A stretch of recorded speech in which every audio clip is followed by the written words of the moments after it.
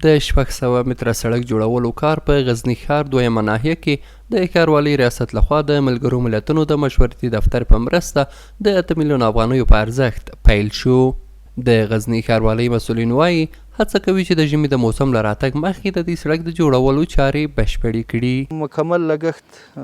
چې د یونپس موسسې له طرفه مالي ملاتړ هغه کوي د نړیوال بانک له طرفه تقریبا ټول 8 میلیونه افغانۍ په دې باندې مصرف راځي چې د کې 600 متره د سړک طول ده او 6 متره عرض ده او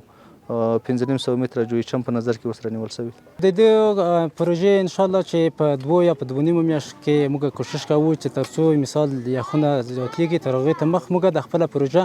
په مکمل ډول باندې تکمیل کړو او د دې پروژې ان شاء الله چې یعنی د کیفیت لحاظه موږ دلته یعنی داسې کار کوو چې او دا خپل همداسې یعنی د یونپس خانه برآورد شوې ده چې عمومي لاره ده په 2 باندې کولی شي یعنی باربري موټر غټ موټر هم رفت آمد وکړي. له بلې خوا د سیمې یو شمېر اوسیدونکي د دې سړک له جوړېدو خوښ دي او وایي چې مخکې له ډېرو ستونزو سره مخ و او د دغه سړک په جوړېدو سره به یې ډېرې ستونزې حل شي. با ساخت از این سرک که فعلا شما در اینجا عملا میبینین مشکلات زیادی از مردم مرفوع گردیده و در سابق قبل از اینکه سرک در اینجا تطبیق شود سیلاب ها از طرف کوه پایین می آمد و ساحه را خیلی تخریب میکرد.